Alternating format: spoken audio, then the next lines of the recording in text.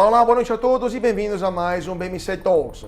Hoje à noite nosso assunto será sobre resíduos sólidos urbanos e saneamento, dois aspectos da vida cotidiana dos brasileiros muito importantes, fundamentais, mas muitas vezes negligenciados pelas autoridades públicas e também, às vezes, pela iniciativa privada. Mas há soluções sobre como melhorar as condições da gestão dos resíduos sólidos urbanos e do saneamento no Brasil e também no mundo. E para isso temos um convidado especial aqui nos estúdios da BMC, um especialista no assunto, André Baldez, sócio da Responsible Waste. André, muito boa noite e obrigado por estar conosco aqui no BMC Talks. Obrigado pelo convite, obrigado pela oportunidade. É um prazer tê-lo aqui conosco. André, primeiramente, pergunta ritual para todos os meus convidados. Quem que é o André Baldez no mercado em um minuto? Um minuto, vamos lá. Estou em contato com esse mercado há 25 anos já, por conta da minha família. Sou um publicitário que se preocupa com isso, trabalhou em campanhas diversas acerca desse assunto.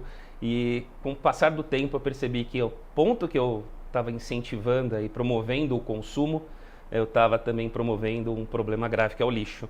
Então eu estava nessa, vamos colocar assim, nessa ironia da vida e decidi então que eu ia começar a fazer alguma coisa. Então foi então que a gente, pensando junto com a família lá, a gente fundou essa empresa e estamos aí dando soluções interessantes para o resíduo. Falando nisso, a Responsible Waste, conta em um minutinho também a história da empresa, como tudo começou e qual que é o objetivo da empresa de vocês. Sim, o Responsible Waste começou da seguinte forma.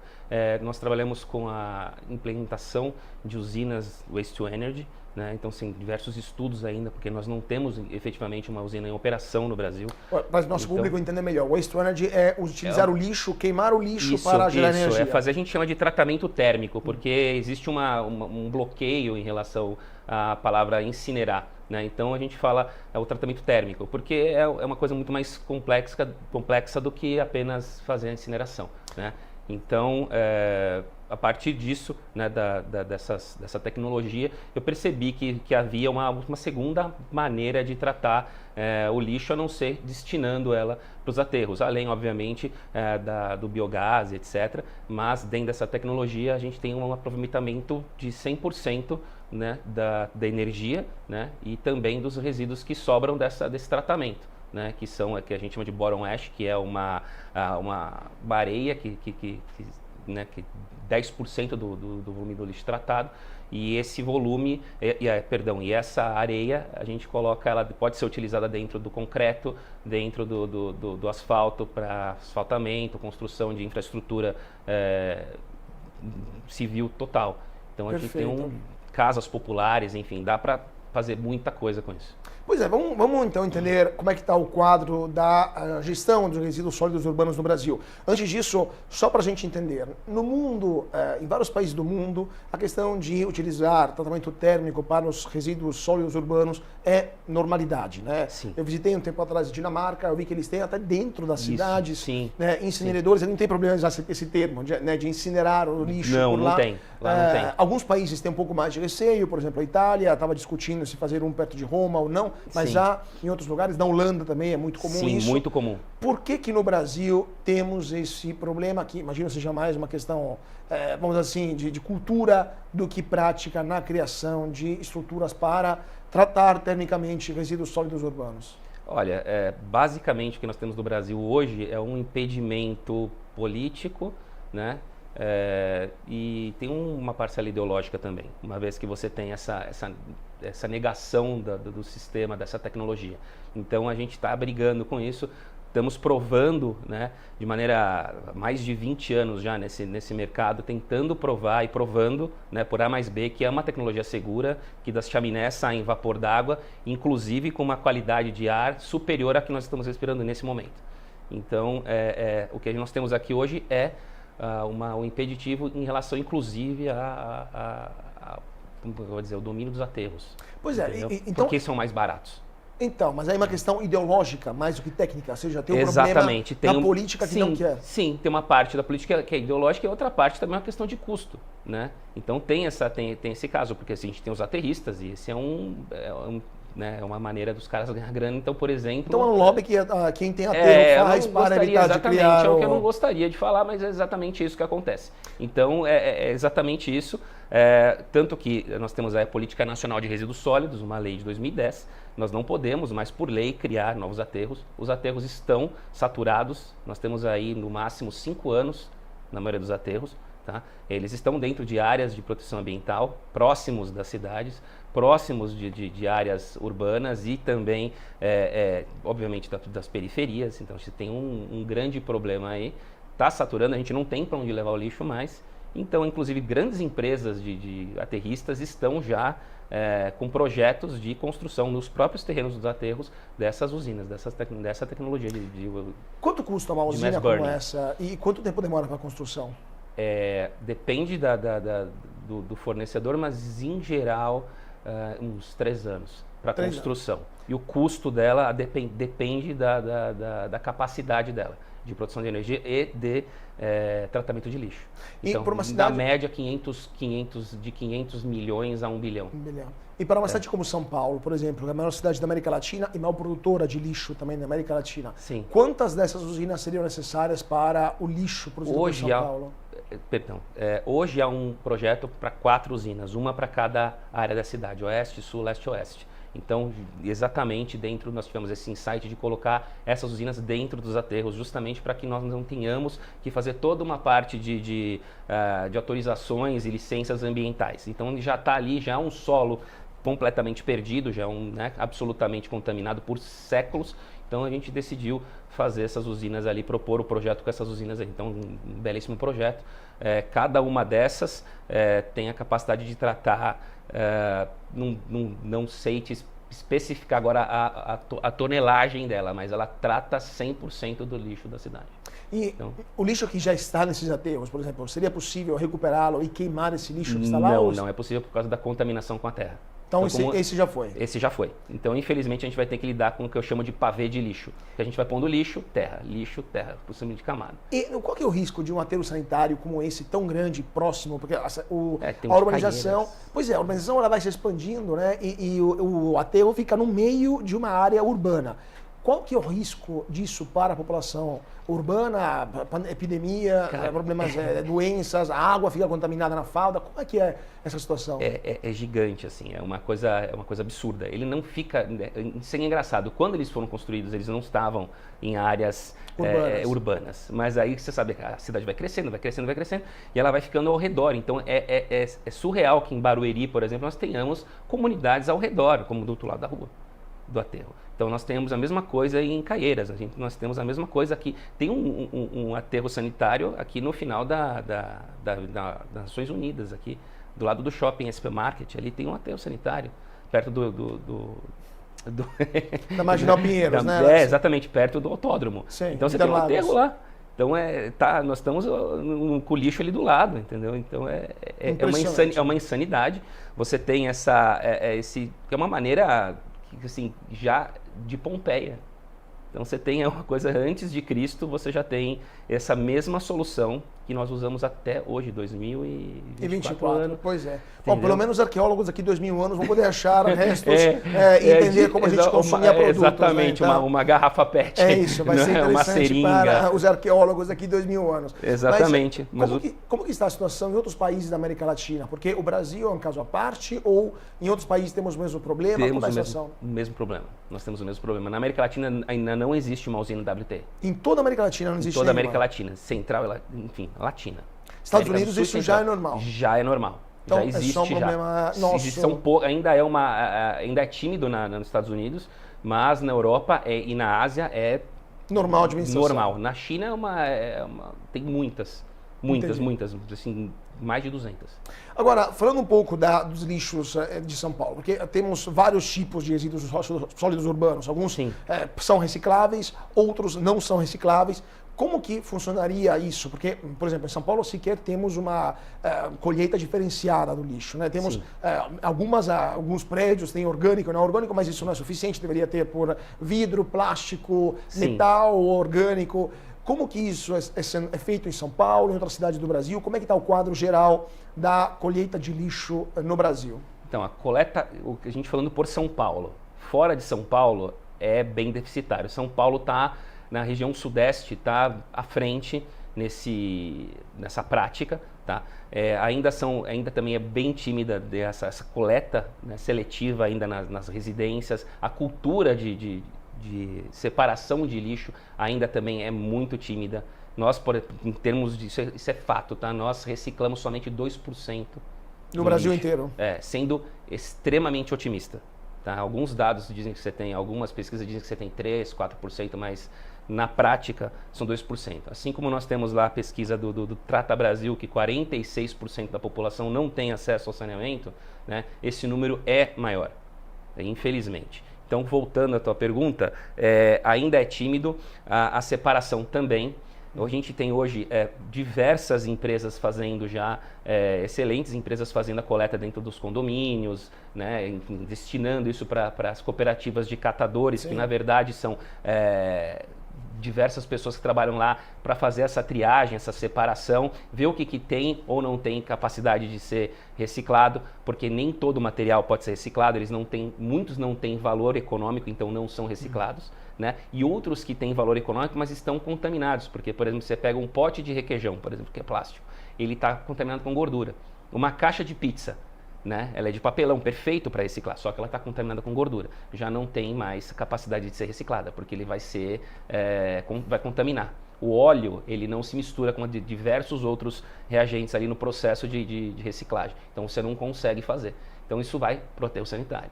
Então, mesmo que você leve esse lixo separado, tá? E as pessoas não sabem quais são ou não, claro. Na hora da triagem ali, pelas equipes de catadores, né? Dentro das cooperativas, inclusive, excelente iniciativa, você acaba tendo essa separação e muito vai pro aterro. Diretamente para o aterro sanitário. Porque não tem, muitos também, você não tem compra, e às vezes também tem um outro detalhe, o custo de reciclagem é maior do que o... Porque você começa a fazer, que nem a inocência de muitas pessoas de lavarem as embalagens. Então você está pegando uma água tratada que é caríssima, certo? Mesmo não estou nem dizendo caríssimo para o consumidor que paga a conta d'água, mas para a sociedade como um todo, porque o custo de tratamento de água é alto. Então você vai pegar lá, uma incoerência energética você pegar um desperdício, você pegar uma água tratada aqui custa mais do que o material em si. Claro. Entendeu? Claro.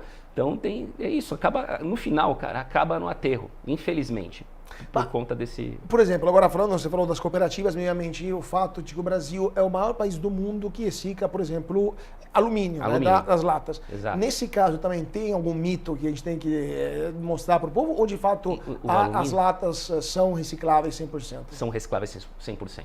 Metal, vidro e alumínio, metal no geral, né? Aço, enfim, é o melhor material para fazer reciclagem. Esses realmente têm aproveitamento de 100%. O vidro também. Infelizmente, papel, por conta dos tipos de embalagem, que são multicamadas, etc., aí você já tem uma problemática maior. Né? Quanto que do papel hoje conseguimos reciclar no Brasil, mais ou menos? Temos um dado ou de plástico também? Olha, plástico, eu não sei te precisar esse dado. Em relação a papel, eu acredito que em torno de 20%. E o resto, 80%, vai para o aterro. Vai para o aterro. Entendeu? Isso que eu estou dizendo é o que vai para a cooperativa. E o que eu estou falando em termos dos 20 dos dois, né? Claro. Exatamente. Agora, é sinistro. Você falou também a questão da lei dos aterros, né? Isso. A partir de 2010 foi proibida a construção, a edificação, né? A criação de novos aterros. Isso. Mas a lei, ela indicou qual seria a solução, ou seja, o futuro, ou ela só proibiu aquilo que era sendo feito? Tipo, o ponto é, quando em Brasília decidiram acabar com os aterros, qual era a ideia que eles tinham que iria acontecer após o fim dos aterros? Onde as pessoas iam colocar o lixo delas? Essa é uma pergunta que nós nos fazemos bastante. Já, obviamente, essa tecnologia de waste to energy, né, tem várias, né, mas o mass burning, né, que é a queima, incineração em massa, né, ela já é muito utilizada lá fora. Então, claro, já se cogitava isso como tecnologia alternativa. Só que nós estamos no Brasil, a lei acontece, eles assinam ela, enfim... Ninguém pensou, né, então, no futuro, é isso? A verdade é exatamente... pensaram e não pensaram. Falou, a hora que chegar o momento, a gente vê o que acontece. Então vai procrastinando, vai empurrando e aí, como é Brasil, a gente sabe que vai chegar uma hora que, obviamente tem uma data, né? A lei é de 2010, mas você tem até 2000 e, se não me engano, 2030 ou 2025, se não me engano, para fazer, inclusive para, como é que eu vou dizer, adotar essas medidas e não estão sendo feitas. E ninguém está fazendo isso. Exatamente. Agora, você falou também da questão do saneamento, né? No Brasil temos metade da população, basicamente, que vive sem ter saneamento básico. Na região norte e nordeste é mais da metade, né? Com picos de 80%, por exemplo, no Amazonas. E aqui em São Paulo temos já uma porcentagem menor. Algumas medidas estão sendo feitas, a própria privatização de algumas estatais locais também seria um jeito de forçar as empresas a fazer esses investimentos. Teve o marco do saneamento também, que levou investimentos privados para esse setor. Qual que é a situação hoje do saneamento no Brasil e o que você está vendo para os próximos anos no saneamento do país? Olha, próximos anos tem que resolver, as coisas estão sendo feitas, a gente tem aí algumas privatizações acontecendo, com essas privatizações a gente vai ter uma injeção, né, de capital bem maior, nós vamos conseguir, enfim, adereçar esse problema de uma maneira mais adequada. Só que isso nós estamos falando aqui em São Paulo e algumas outras regiões. Em termos de Brasil, isso ainda é muito tímido e eu não consigo honestamente ver que haja uma solução a curto prazo em relação ao país todo. Então nós vivemos uma bolha aqui no Sudeste, né, mas em relação ao resto do país ainda é muito deficitário e é uma questão realmente infraestrutural pesada, porque o saneamento não é somente você ter a água encanada, esgoto, certo? E também você ter ali como é que eu vou dizer, a coleta de lixo, mas é toda uma infraestrutura, como é que eu vou dizer, subterrânea gigantesca, né, para ser construída. Próximos anos, imagina o valor disso. Claro, mas em algumas regiões isso me parece mais factível. Por exemplo, algumas áreas urbanas do Nordeste dá para chegar, claro, é caro, mas dá para fazer. Mas a maioria das pessoas que moram, por exemplo, no Amazonas, que são ribeirinhos, é possível levar encanamento até eles? É possível levar saneamento básico? Ou a própria estrutura urbana por lá, com milhares ou milhões até de pessoas que moram na beira dos rios, em pequenos vilarejos, muitas vezes, longe dos centros urbanos, é possível levar saneamento até eles ou serão condenados pela própria região a continuar essa vida? Olha, a gente não tem essa população ribeirinha somente ali no Amazonas, ali nós temos na região total, no norte, né? Por exemplo, a cidade de Belém. Tem, né, o que eu chamo de casas palafita, ainda tem muito isso daí lá, né? Sim, é possível que você leve o encanamento ali, tá? É uma tecnologia diferente, mas é possível e tem que ser feito. Não tem como a natureza absorver o volume de esgoto que a gente joga. Até porque não é só esgoto biológico. A gente olha isso daí como se fosse só a descarga. Só que as pessoas esquecem que a descarga também, muitas vezes, vem lenço umedecido, vem, enfim, do que você pode imaginar, muita coisa. E a água de pia. Então, a água de pia de cozinha, ela vem com óleo, ela vem com todo tipo de resíduo que é difícil demais de ser tratado. Então, mesmo aqui em São Paulo, as pessoas acabam despejando óleo de cozinha dentro do ralo da pia. E como é que se faz isso? Porque assim, é interessante, as mães e avós colocam naquele potinho e colocam no lado, né? Mas às vezes usam várias vezes o óleo, assim. Mas quando as pessoas jogam óleo, por exemplo, na pia, o que acontece? Como é que as empresas conseguem gerenciar esse tipo de substância? Vai para o esgoto vai ser tratado na central de tratamento e a gente tem que ter um custo disso e o processo disso, além de custoso, é mais lento. Porque você tem que fazer toda uma utilização de produtos químicos para poder fazer essa separação do óleo da água. Para poder, que é óbvio, a água já é separada do óleo, mas, né? Tem que tirar isso. Tem que tirar, exatamente. Você tem que retirar. Ela passa por um processo, eu não sou engenheiro, né? Mas ela passa por um processo complexo onde você tem essa separação. Mesmo elas não se misturando, você tem que efetivamente fazer essa retirada. Entendeu? Então, basicamente, você tem que passar como é que eu vou dizer, um papel toalha ali, vamos colocar químico, para conseguir remover aquele óleo da água. E o custo disso é bizarro. Pois é, só para terminar antes de chamar o intervalo, quanto que esse tipo de tratamentos adicionais aumentam o custo do tratamento de esgoto para a conta final do paulistano? Olha, eu não sei te precisar esse valor, porque isso é bem específico, mas com certeza aumenta bastante. Tá? Eu não vou chutar uma porcentagem, mas aumenta De forma considerável. de forma considerável. Porque imagina que você tem aí, se fosse um esgoto como um americano ou europeu, né? Apesar de também haver esse tipo de coisa. A gente não vamos acreditar que todo mundo é perfeitinho lá, que não é verdade, né? Mas o volume de óleo na água é violento.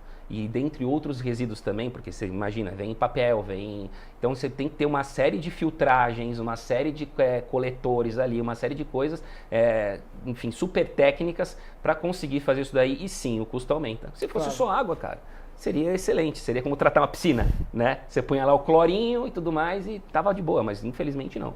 E só para terminar também, quando você pega essa água tratada, que vai no tratamento de esgoto, para onde vai depois dessa água? Ela é reintroduzida no sistema, ela é utilizada? Ela é reutilizada. Então, basicamente, o que você está bebendo hoje é aquilo que você deu descarga há uns dias atrás. Isso não tem nenhum problema? Isso acontece fora do Brasil também, dos países? Acontece. Existem problemas em algumas fornecedoras, enfim, no Brasil, né, algumas empresas que realmente você tem aí uma qualidade de água não tão boa. Tá? Mas sim, água de torneira ainda a água da privada de alguns dias antes. Exatamente. Ainda a depender do estado que você está, ainda é bem precário. Quais são os piores estados hoje no Brasil, piores regiões por qualidade de água? Nordeste. O Nordeste Infelizmente, ainda realmente é carente lá. E tudo. Claro. Né? Porque a gente não tem saneamento, então você imagina a que... água também claro. Se não chega, não tem o que tratar, né? E aqui em São Paulo, a gente tem problemas na cidade de São Paulo com o tratamento de água, com o uso de uma água de uma qualidade menor, mais baixa, ou aqui a situação já mais uma qualidade já é bem melhor, nós já tivemos, mas não é ainda, vamos colocar, como gostam de dizer, premium, não é ainda topzera. Não é um negócio que você fala, caramba, sabe, de primeiro mundo. Não é. As melhores regiões, imagino que seja o interior de São Paulo, o sul, lá tem uma água com uma qualidade muito maior. Tem.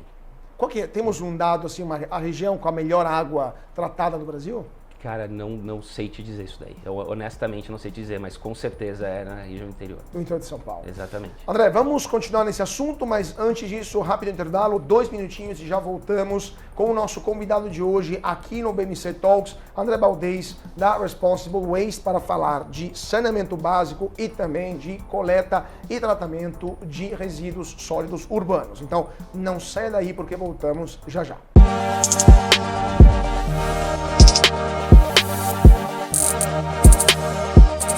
De volta para o nosso BMC Talks. Hoje à noite o papo é sobre resíduos sólidos urbanos e saneamento básico. 2 grandes problemas do Brasil que aos poucos aparentemente estão começando a ser resolvidos, mesmo se aos trancos e barrancos. Estamos aqui com um convidado especial, o André Baldez, que é sócio do Responsible Waste, uma empresa que atua nessa área. André, a gente estava falando então da importância do saneamento básico e da coleta de lixo.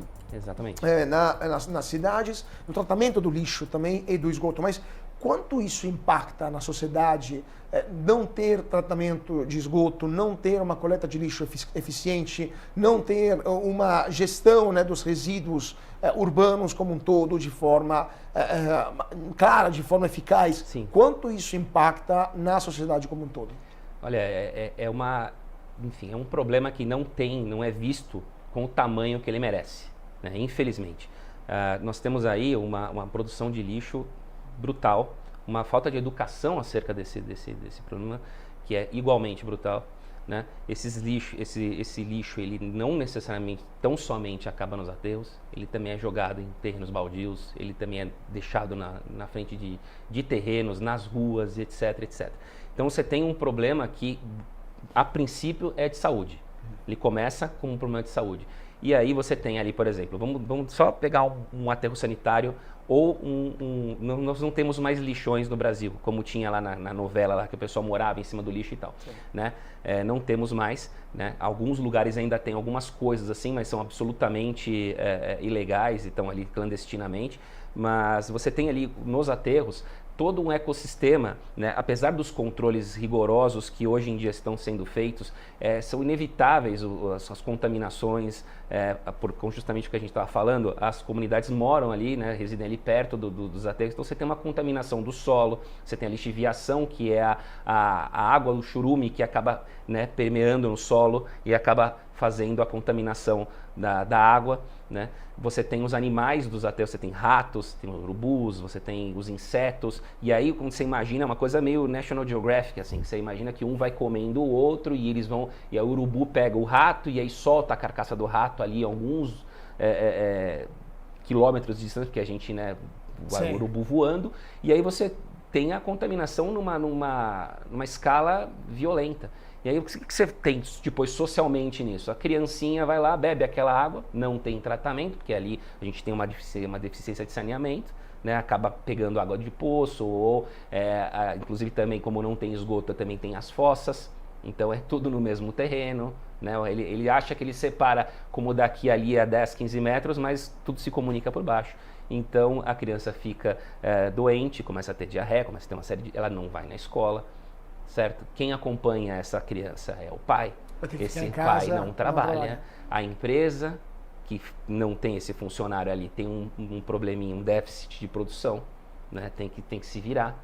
Então você tem todo fora o custo na saúde pública, você tem o impacto né, no privado. Então, assim, é muito complicado como é que isso daí vai gerando uma cadeia. Então, essa criança, aí é aquela coisa, se o pai não vai trabalhar, ele não tem a renda, né? Muitas vezes ele não tem a renda. Ou se ele não tem a renda, ele pode vir a não ter, uma vez que muitas pessoas faltam, e se elas faltam, né, a empresa vai minguando e ela vai ter que demitir. Então você vê como que as coisas, e parece que são coisas que não são tão imediatas, mas elas acabam sendo imediatas. E essa criança não vai na escola, logo ela não aprende, certo? Também tem o outro lado de que se ela tem muita diarreia, se ela tem uma série de problemas de saúde na fase de crescimento, ela cresce com um déficit de capacidade ali, ou seja, ela já não consegue absorver, já não se alimenta muito bem, já não consegue absorver aquele conhecimento, então a gente vai perpetuando uma cadeia, né, que é o que eu chamo de um tipo de violência, porque você vai mantendo as pessoas dentro de um padrão ali muito rasteiro, e, né, infeliz, miserável, e que a gente não consegue sair disso como nação. Então, boa parte, ou pelo menos uma parte, do subdesenvolvimento do Brasil hoje é provocado pela questão do saneamento. Sem dúvida, sem dúvida. O maior impacto hoje no país é o saneamento. Nós temos hoje, eu posso dizer que é uma crença minha, tá? Mas a maior desgraça do nosso país é o saneamento. Como eu te falei, esse impacto ele é enorme, né? E ele marca por gerações, né? Hoje nós somos, o dia de hoje é reflexo, né, de todo esse tempo sem saneamento, esse descaso, o que nós temos hoje nas periferias, entendeu? É o que eu chamo de violência velada. Como é que alguém que não tem um chuveiro quente depois de trabalhar pode ficar em paz, certo? Ela não tem segurança nas ruas, ela não tem um chuveiro com a água tratada quente, ela não tem uma torneira para abrir e escovar o dente, não tem uma torneira para abrir e dar uma descarga para lavar uma louça, entendeu? Ela sai da casa dela, por exemplo, nas comunidades, não tem como o caminhão entrar. Então você imagina que a coleta, uma das partes do saneamento é a coleta de lixo, e que também ninguém se fala, acham muito que é esgoto e água somente, né? Água tratada e esgoto, e não, a coleta de lixo também. Então a pessoa sai dali, ela mora naquela comunidade, ela desce, onde que está o lixo? E fica se acumulando ali para que o caminhão venha buscar. Só que qual que é o tempo que o caminhão né, ele vem buscar isso daí? Nós em casa, quando deixamos, que somos privilegiados, deixamos o lixo em cima da pia, né? Em 3, 4 dias o fedor é insuportável. O fedor não, em um dia. Se você fizer picar alguma coisa, algum vegetal e tudo mais, já começa a cheirar ovos, etc. Então você tem o lixo de banheiro. Então você imagina essas pessoas, elas têm que descer com esse lixo. Não é só que nem nós, o que nós fazemos do prédio? A gente desce ali o andar, às vezes até a depender do prédio, você coloca no próprio andar. E está tudo, né, tratado na sua casa. Você abre o portão e coloca na frente da sua casa e vem. Esse cara não tem que descer. Né, ou andar, por conta das ruas serem estreitas, andar um tempão carregando lixo ali. Qual que é o incentivo que ele tem?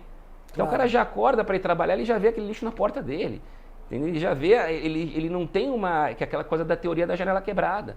Né? Você tem aquela janelinha quebrada ali e você não conserta, logo mais você vê outra, quando você vê está tudo arrebentado e ninguém está mais ligando. Então existe esse descaso, né?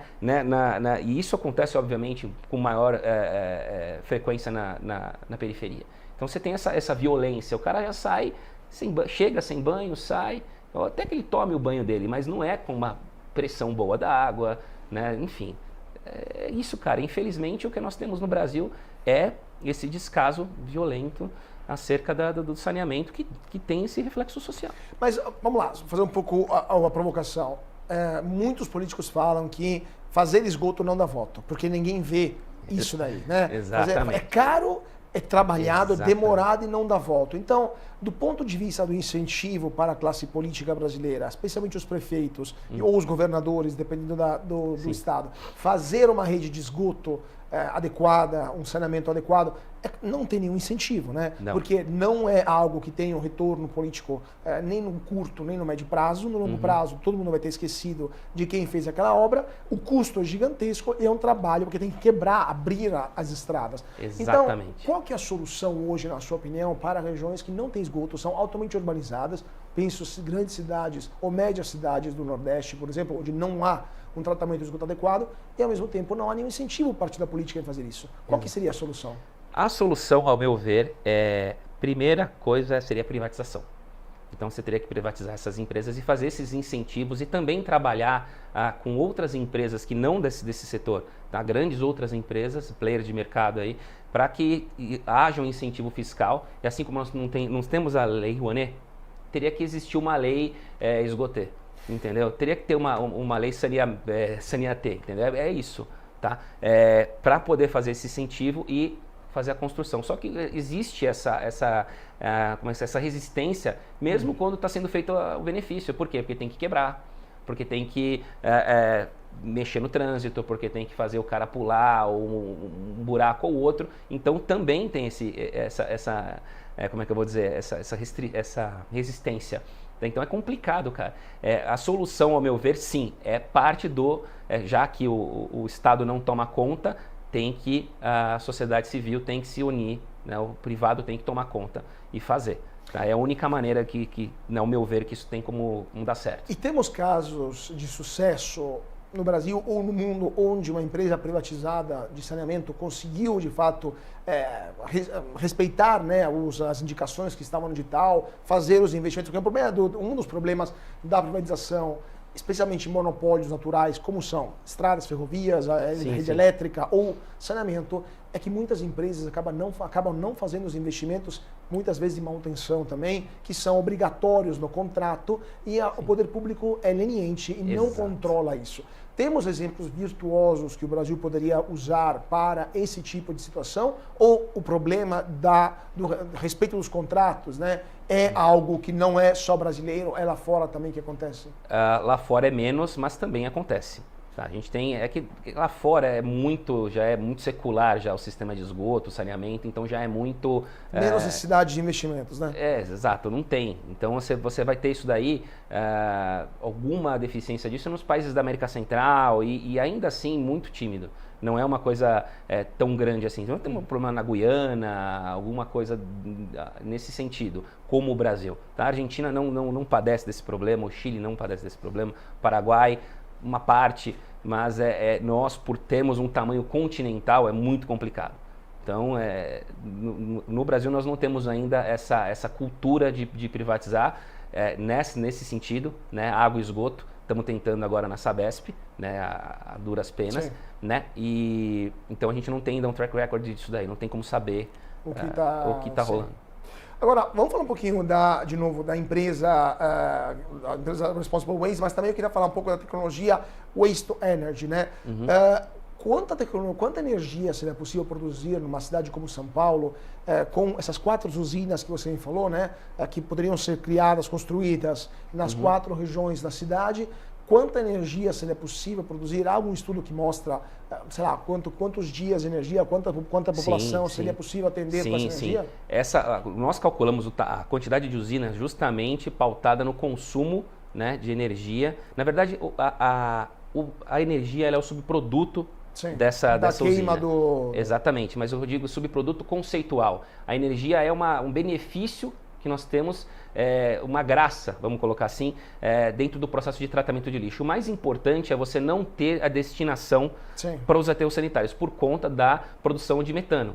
Então, essas usinas elas evitam, em 99,9%, a emissão de gases de efeito estufa, né, na atmosfera.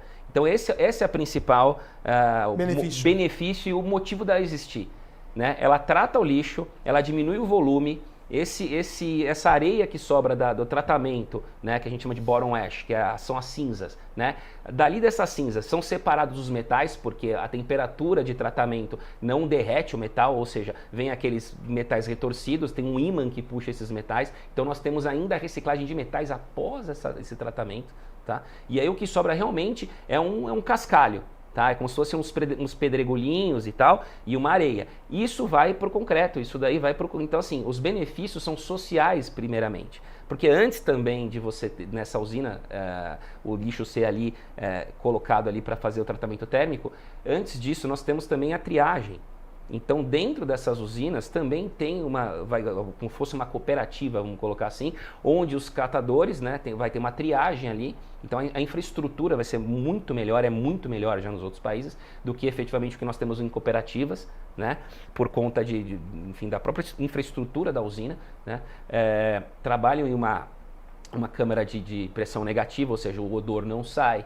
Né? Então todos os materiais de EPI, enfim, é uma realidade diferente. Tá? Então a gente tem ali porque vem também as podas de árvore. Então toda a coleta ela vem ali para ser triada ali. Então você pega a coleta de poda de árvore, resto de feira, da limpeza das feiras livres. Então tudo isso daí é colocado para gerar biogás, tá? Porque tem 100% orgânico. Então a gente não precisa separar nada ali. Então gera biogás. A outra parte dos recicláveis também são tratados ali, são separados. Lembrando que, óbvio, os lixos, né, os catadores nunca colocam a mão no lixo comum. Né? Os catadores sempre recebem o lixo separado, mas dentro da mesma estrutura. Então, por exemplo, como eu te falo, hoje nas cooperativas, você tem lá o que é ou não economicamente viável e passível de ser reciclado, tá? E o que não é destinado ao aterro. Quando isso acontece dentro dessa triagem, dentro da usina, o que acontece? Já vai direto para o tratamento térmico, não vai para o aterro. Então o que você tem é aproveitamento de 100% do que é reciclável e o que não é, tem uma reciclagem energética. Porque o conceito de reciclagem que a gente tem hoje é uma reciclagem de talião, vidro por vidro, papel por papel e etc. Só que, como eu disse, não são todos os materiais que são... exatamente, então vai lá para o tratamento térmico e a gente tem um aproveitamento que aí, por sorte, gera energia. Então, e gera essa cinza que a gente pode começar, inclusive, a construir a rede de esgoto. Porque como as manilhas são todas de concreto, postes de concreto, asfaltamento, tudo isso vai para casas populares. Então, todo esse material, ele barateia o custo do concreto. Claro. Então você tem um custo para fazer a infraestrutura que a gente precisa, tão necessária de saneamento, diminuída em torno de 40%. Graças a essas cinzas. Exato.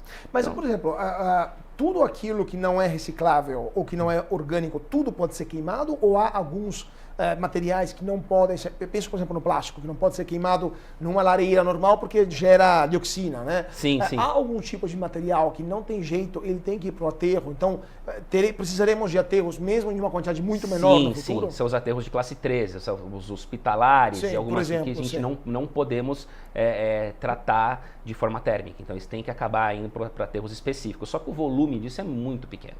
Então o que a gente tem ali por exemplo, nós temos microincineradoras que podem ser instaladas dentro de hospitais que tratam esse lixo hospitalar, não tendo necessidade, inclusive, de fazer o transporte, o que já evitaria, por exemplo, o gás carbônico do caminhão, pneu e etc., trânsito.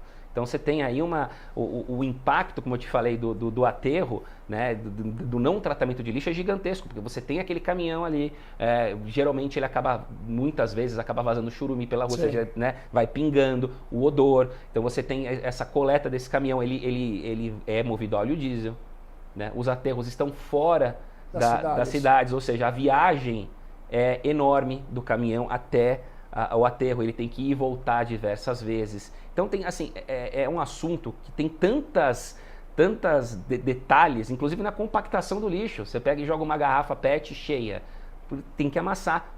Quanto menor o volume você tem, certo? Mais cabe dentro do caminhão. Se mais cabe dentro do caminhão, menos viagens ele faz. Claro. E se menos viagens ele faz, menos gás carbônico ele emite. Então, menos pneu ele gasta, menos trânsito ele gera. Então, menos horas trabalhadas tem o lixeiro, entendeu? Né? Você dignifica uma cadeia de Agora, do ponto de vista de investimentos, porque vimos, por exemplo, um grande interesse de investidores após o marco do saneamento, Sim. marco legal do saneamento, tivemos um aumento dos investimentos privados no setor de saneamento muito expressivo, bilhões de reais que chegaram. Se a política brasileira, se a classe política permitisse a liberação, a construção de incineradores, né, de centrais de tratamento térmico de resíduos urbanos, você acha que teríamos a mesma resposta do mercado, ou seja, investimentos bilionários, teria interesses de empresas estrangeiras também nesse tipo de atuação, nesse tipo de projeto, e há multinacionais que trabalham com isso, ou geralmente são empresas locais? Não, são empresas multinacionais, a tecnologia é multinacional, né? A gente tem a Martin, a gente tem a Hitachi, nós tínhamos uma empresa francesa lá que acabou fechando, mas enfim, já é uma tecnologia muito explorada lá fora. Eles vêm aqui com um sistema CKD, vamos colocar assim. Muitas partes vêm de fora, outras partes vêm sendo desenvolvidas pela WEG, né, no sul do país, enfim, e outra parte da infraestrutura é construída aqui, então é um mix. Agora, em relação aos investimentos, sim, há muito interesse nisso. O que nós temos é um problema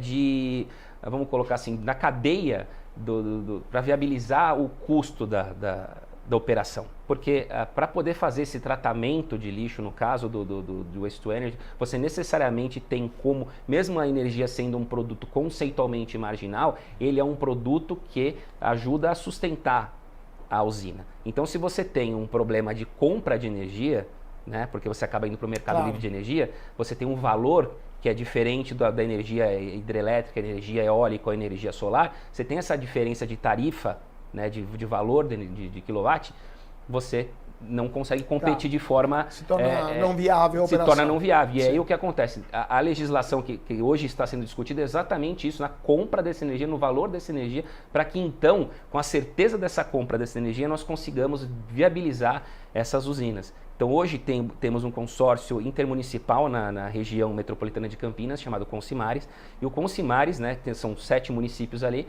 que se uniram para ter um volume de lixo, de resíduo, né, suficiente para sustentar uma usina. Então já tem o terreno, já tem o projeto, ele já está absolutamente aprovado, e o que hoje nós estamos aguardando para que ocorra a venda, inclusive para um grupo do projeto, para um grupo internacional, tá? Europeu, é que seja resolvido o problema do valor do quilowatt-hora lá, compra, na verdade, dessa energia. Porque é muito baixo hoje no Mercado Livre, não justifica então o investimento? Não é questão de ser baixo, ele é mais caro. Entendeu? Então o valor de produção dessa energia é mais caro. Tem que haver algum tipo de incentivo para que se como é que eu vou dizer, que viabilize essa coisa. Porque se você for pensar só como energia, você tem painel solar, você tem hidrelétrica. Nós temos uma energia, exatamente, tem outras alternativas. Então, ou seja, não é a energia que nós estamos tratando. Entendi. A gente está tentando provar, né? Na verdade nem provar, já está provado, né? Mas fazer com que eles enxerguem que a energia sendo o motor para que se trate, ele resumidamente vai estar resolvendo um problema gigantesco que não mais o aterro. Agora, são as prefeituras que deveriam dar esse tipo de aval, ou é a ANEEL, é o governo estadual? Então é um problema federal isso, é um problema da federação. Exatamente. E as prefeituras não conseguem avançar por causa dessa situação. Exatamente. Seria a primeira usina, aquela de Campinas, a ser construída no Brasil? Seria essa, uma de um player, de um aterrista, como eu disse, já estão se antevendo, porque eles estão percebendo que já está, inclusive uma empresa listada, né, muito competente, mas que eles já perceberam que por conta da legislação e a saturação dos aterros, eles não têm para onde fugir. Então já estão investindo nisso, né, de forma ainda tímida, mas sim, há projetos já em andamento. Só para terminar esse assunto, quantas usinas você acha que deveriam ser construídas no Brasil para atender a demanda brasileira? Tem um dado assim, 4 por cidade, 1 por cidade? Aí depende muito do volume de lixo tratado. Isso é uma questão de volumetria de produção de resíduo. Mas acredito que tem espaço para mais de 70. Mais de 70 centrais. Mais de 70 centrais. Incrível. Isso estou sendo bem conservador. Agora, falando um pouco da questão da SG, né? Porque vocês fazem na Responsible Waste também uma questão de certificação, né? De tratamento de lixo, etc. Temos um problema grave, não só no Brasil, mas no mundo inteiro, de greenwashing, ou seja, empresas que se dizem SG, mas na verdade é só uma fachada. Exato. Né? Como que isso é superável e como que vocês fazem para evitar que o greenwashing se torne a normalidade para as empresas que querem ter esse selo ESG? Bom, acontece o seguinte, nós temos nas empresas hoje, existem empresas que estão muito avançadas nesse quesito, mas elas não conseguem, inclusive por conta da atual situação, de nós não termos uma usina, elas não conseguem dar conta, né, de 100% do resíduo que ela produz. Tá? Algumas tentam, mas infelizmente, mesmo que você tenha a logística reversa, que é caríssima, sim, e isso impacta o preço do produto, bem-se que não, mas impacta, né? Ainda assim, você tem uma deficiência, porque o que a gente vê é do portão para fora, a gente vê o produto na prateleira, etc. O que a gente conhece ali, grandes empresas de refrigerante, enfim, todo tipo de produto, e a gente vê dali para fora. Mas e como é que é feito isso daí? Como é que é o processo fabril deles? Quantos resíduos são gerados ali no processo fabril? Né? Como é que funciona a cadeia interna, os escritórios? Como é que é trabalhado isso? Né? Toda a geração de resíduos ali. Então, o que a Responsible Waste faz não é somente a certificação, mas é uma consultoria para a certificação. Né? Então, nós utilizamos inteligência artificial, utilizamos cálculos muito sofisticados para conseguir entender ali o volume de lixo, quanto de energia podia ser gerada a partir dela, qual que é o tamanho da pegada de carbono, enfim, todos esses dados que no final das contas acabam interferindo no valuation da empresa. Então, na verdade, o que a gente propõe, né, como uma Green Tech, é certificadora, né, de soluções para resíduo, e não só resíduo, como também energia, né, e saneamento, essa maneira de ver, de adereçar esse problema de uma maneira muito mais ampla, né, e também focal. A partir de que ela também é ampla, ela também é focal, item por item. Agora, no Brasil também temos uma questão de começa a se regulamentar o mercado de crédito de carbono, né? Uhum. E aparentemente o mercado, o setor de tratamento de resíduos sólido urbano está se antecipando, porque já temos alguns projetos que, por exemplo, mostram como o ICMBio, esqueci o nome do crédito, mas sim, é um crédito que é produzido a partir da gestão dos resíduos sólidos urbanos. Como é que funciona isso? E você acha que poderia ser uma forma das empresas ganharem incentivos para criar esse tipo de tratamento, de gestão dos resíduos sólidos urbanos? Sim, definitivamente. É uma grande ideia, tem estudos acerca disso, tem uma dificuldade ainda de implementação por conta da gente ter da legislação. Basicamente isso. Como a gente está... Você vê que o grande impeditivo hoje é a burocracia. É o poder público. É o poder público e a burocracia, infelizmente. Então a gente tem uma jogada política gigantesca, a gente tem um problema de eficácia, por incrível que pareça. Então, quanto mais eficaz mais problemático é do ponto de vista de ser aprovado.